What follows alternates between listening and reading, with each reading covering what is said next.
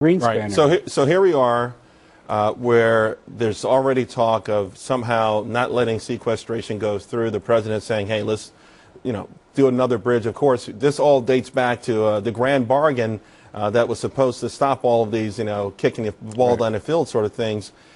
And it gets back to the idea then, if we can't accept even a small pause, even sort of even a pinch.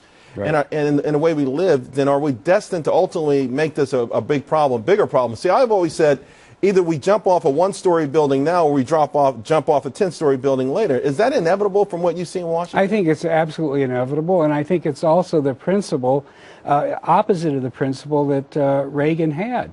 He understood there's no gain without some pain. If policy is way off track, you have to reel it in, and it may be difficult to get from here to there. And he was also strongly anti-Keynesian. He actually learned his economics in the 1920s before all this nonsense from the New Deal and the Keynesian era became, established policy.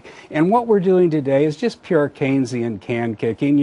The economy has to be supported by $1 trillion deficit, and if it's not, then we're going to go down the drain and so forth, which is nonsense. We can't live beyond our means. We can't keep borrowing from future generations, passing out money to everybody, transfer payments, tax cuts, and so forth, so that we can have a little more GDP 1 quarter at a time.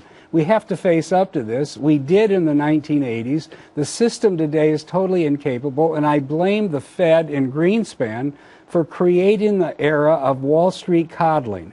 Because once they started coddling Wall Street and said, we can't allow the stock market to drop by more than 5%, or we have to prop up all the too big to fail Wall Street houses that should have taken...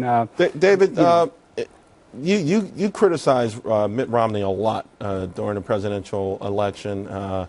You talked about crony capitalism. And by the same token, you've also been somewhat of a critic of Paul Ryan as well.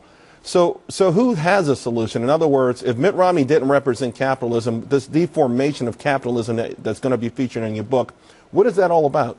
Well, I think it's getting back to first principles and remembering what we used to think in the 70s and 60s and 1920s. I mean, the Republicans today, it's just so much Lincoln Day dinner rhetoric. Romney talked about the fiscal problem, but he was unwilling to cut defense, and it's totally out of control. He said nothing about Social Security. It has to be means tested. He danced around Medicare, which is a monster that's out of control. The only program that he was willing to name that he would actually cut was Big Bird's stipend, if you remember. Listen, we've got a minute left, and I do want to mention this because you've also recently started talking about a housing bubble.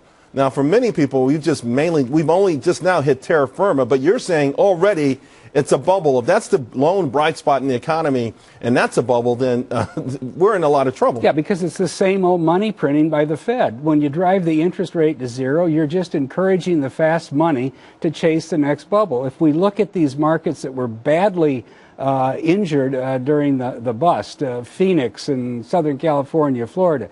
This is all, hedge fund money, LBO money, fast money coming in, buying them by the dozens and hundreds, and they're simply in there for a trade. This isn't a healthy thing because these are single-family homes spread out in former subprime neighborhoods, and there has never been in the last 40 or 50 years any real economic basis for institutional investors on Wall Street to own single-family homes in Scottsdale. It's not going to work. This is just easy money chasing prices for a short time, and we're going to be back in the soup. Back with that infamous Atlantic Monthly interview, you talked about being taken out to the woodshed.